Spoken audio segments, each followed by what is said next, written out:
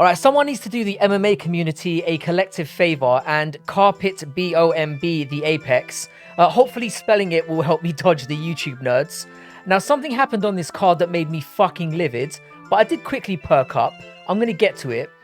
Best thing about having cards at the Apex is no wait time between bouts. We could do with a lot more of that. By the way, I'm getting back to my profanity ways. I needed to get through this one. Let's find out why. Video is going to be a little bit longer. 14 fights, sorry. Alright, so I slightly botched the start time on this one and missed it live. So I had to go back and watch it during the break. I should not have bothered. Estevam missed weight and it was clear that it was a weight dodge rather than a weight miss. In those instances, the opponent has every right to tell you to go fuck yourself.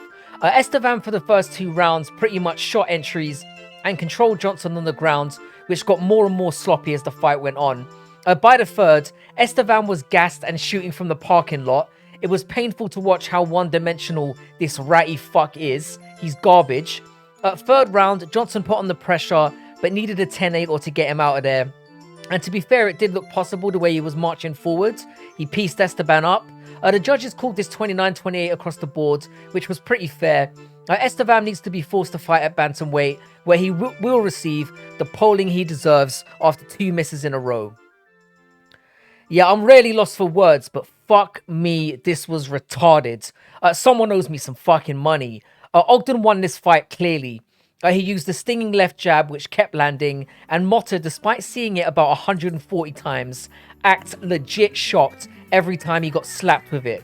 Brain dead. Ogden would then move laterally and threaten takedowns to prevent Motta from putting anything together.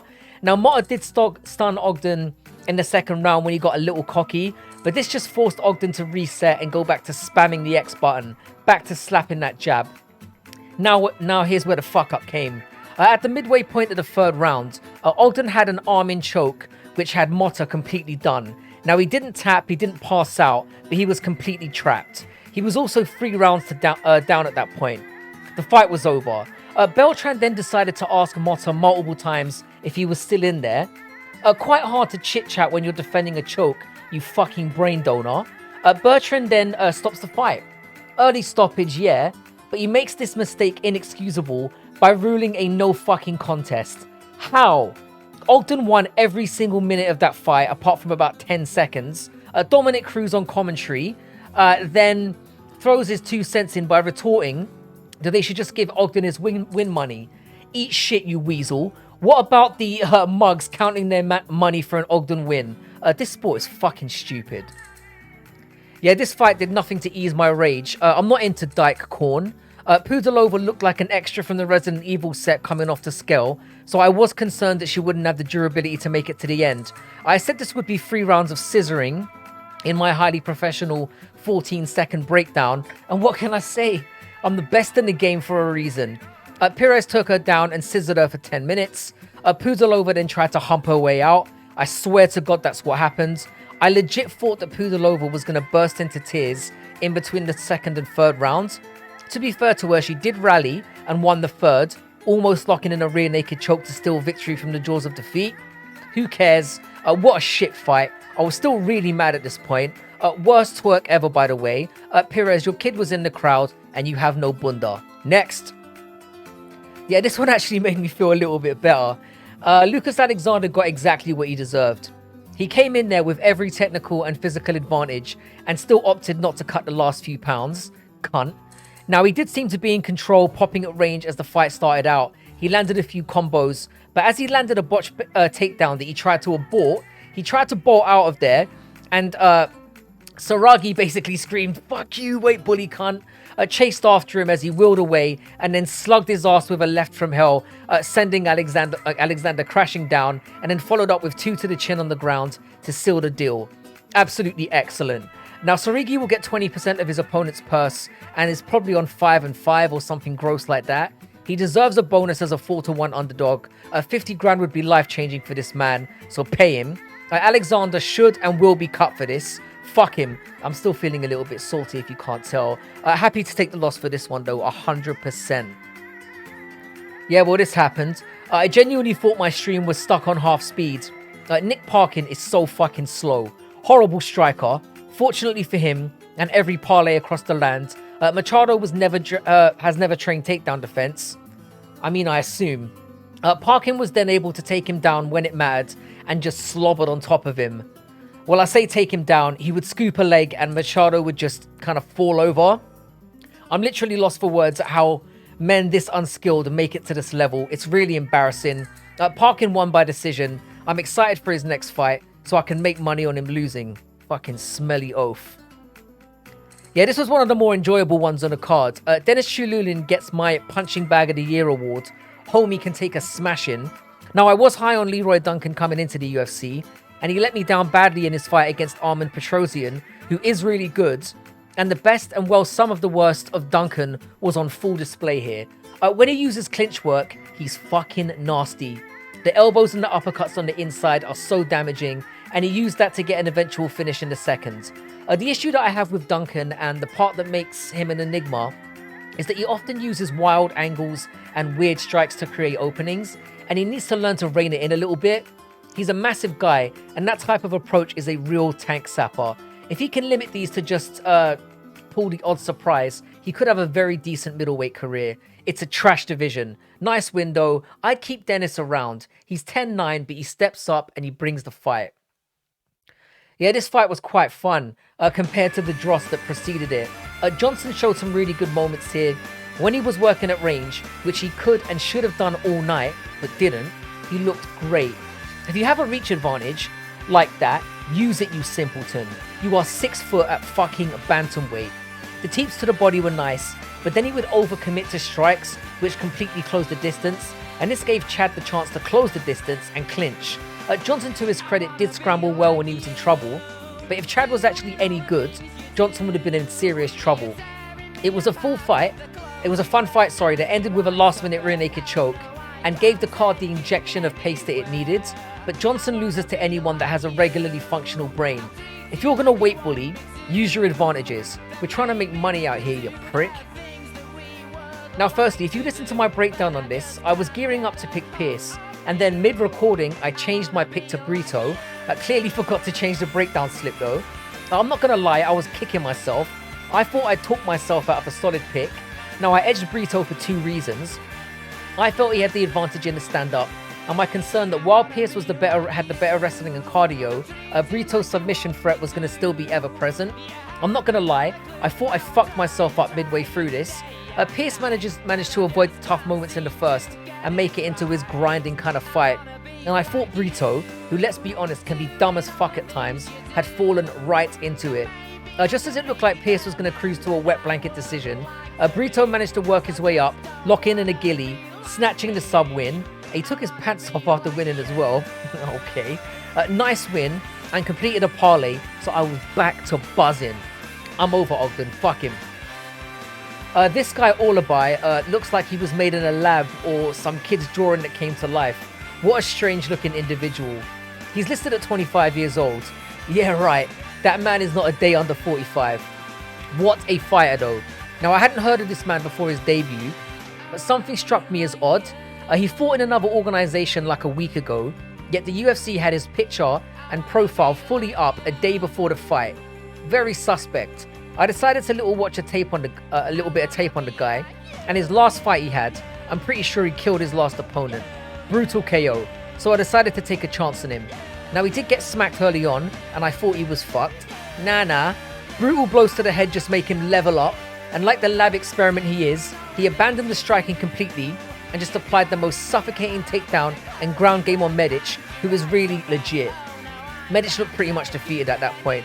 By the end of the second round, Orolbai latched in a modified neck crank and choked Medic the fuck out. This was not human behavior. Apparently he fights at 55. Fuck me, that division better watch out. Yeah, this was another really good one. For women, Pinheiro dominated the first round, and my prediction that Ribas was going to slap her around like a piñata was, well, it looked retarded at that moment. Ribas was throwing out jabs that were a mile away, which really annoys me, to try and establish distance, and Pinheiro was just timing her and lighting her up. Now, Ribas was wearing it hard at the end of the first, and I was concerned. She looked battered. Now, in between rounds, Ribas got some really exquisite corner advice. She was told to start kicking, and this completely changed the flow of the fight. The fight was suddenly in kickboxing range, and it completely turned. It's amazing how fighters start with a game plan that just doesn't work and stick to it, so I really love this. By chopping at the legs, she slowed Pinheiro down, and Ribas was then able to find the jab. The fight was delicately poised going into the third.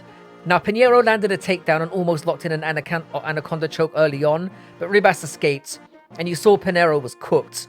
A wheel kick clocked her right on the button. It was filthy, and then a follow-up check right dropped her, and she finished her off with hammer fists. Ribas is not the most technically precise out there, but she is a dog and will never give up. Don't let her talk, though. Fuck me, that voice. Nothing will make your dick climb back up into your body faster than listening to that whiny mess. Alright, my mistake. I did not know about the nail varnish going into this. That was not in the scouting report. Talbott has 0 takedown defense and got controlled and pretty much dry humped for 4.5 minutes in the first. He looked like a fish on a motorcycle down there. He went from a 1-6 favorite to evens by the end of the round, and I was seething. He is pretty decent. He is a pretty decent striker, though. The body kicks were really smooth and whippy, and once he landed a few, Freire fell to 0 HP almost instantly, and Talbott was able to start picking shots and winning more scrambles. By the third, it was academic, and when Freire went to the only thing he could do, a takedown, he was too tired to do anything offensive, and Talbott flipped over him, pretty nice, ground and pounded on him, and then locked in a nice rear naked choke. He pulled it together, but with the wrestling and takedown defense like that, he's going to get fucked up in one of the most skilled divisions in the sport. He scared me in this one. Is that a tattoo of a hollow homage, by the way? He seems a bit young to be a Bleach fan. Yeah, Hooper's performance against Freire was... Wait a minute. Did they say Leavitt has a baby due? Shut up. That's an IVF thing, right? Must be. Anyway, this was the hardest pick of the card for me because they both have had iffy losses in their career, but they both look fantastic in their last fight. So I kind of sided with Leavitt based on the odds. They did roll around a lot, which was kind of expected. And at one point, Leavitt clocked Hooper with a really hard hammer fist, which made Hooper's eyes roll back. Hooper stayed composed though, and they rolled around a little more until Chase Hooper found the back and locked up a choke. I agree with Chase that I kind of thought that the grappling would cancel each other out and they would strike, but that didn't happen. This was a really nice win for Hooper. Leavitt might prance around in there, but he's a nice scalp. Hooper's going to have some trouble with some mid-grapplers that can bang at this weight class though. Yeah, this was a reasonably close fight that went exactly as I predicted. Dare I say it though, we kind of saw Morales' immediate ceiling here. The majority of the opening 2 rounds were mostly tit for tat, with both landing with little openings on either side. But both rounds were essentially won by Morales, who caught Matthews backing up and came at him with intense flurries against the cage that punctuated each round. Morales was quicker to the punch, threw more volume, and the leg kicks also made a pretty big difference. Worth noting that they also soccer kicked each other in the marbles, so nice little equalizer. I know that Morales is 24, and it's easy to forget that at times, but I'm just not sure about him yet. He seems really solid and powerful in all areas, without really being exceptional at anything. It was a very solid performance, but this kind of felt like an intense sparring session. Morales got the easy UD. He will need to level up though if he's going to get further into the top 15. Alright, this one pretty much peaked in the first round. I said Allen at -135 was ludicrous, despite the fact that he pretty much dominated this fight. And you know what? I stand by that. Allen spent the majority of the fight on top, while Craig made attempts to lock in submissions, and to be fair, it very nearly worked like it does in Craig fashion. At the end of the first, while Allen controlled on top and looked close to finishing, Craig locked in a really nasty calf slicer, which nearly ended the fight right there. Maximum credit to Allen though for staying composed, and it was clear that after that first, Craig was pretty drained. There was a moment in the second, at the very beginning, where Allen and Craig both landed. I think it was Allen landed a cross and Craig landed a shovel uppercut that could have resulted in a double KO. Would have been epic. But by the start of the third, Allen had the upper hand, and when it went to the floor again, Craig made just one mistake and he got choked out. That idiot Pythar then asked to fight Craig next. What a bitch, calling out a guy that literally just lost. I really dislike that fuck nugget, and I can't wait to see him get slept one day. Allen called for a title eliminator, and to be fair, he might just get it based on this streak. Alright, so the weekend picks round up. I went 12-2. What can I say? The Saragih money line, nobody saw that coming, so I'll take that on the chin. And to be fair, the Hooper and Leavitt was basically a coin flip with how they both fight. So I'm very happy with how this card went. Made an absolute bank. Really delighted. And yeah, ended with a record of 305, 131, which finally brought my win percentage up to 70%. Now we've got 2 weeks off until the next card, which is actually a banger. So I'm going to do like what fights to make next for this card and the last card, so look out for that. I'll have a fight breakdown probably next week or the week after, just to make sure that, you know, we don't have any dropouts.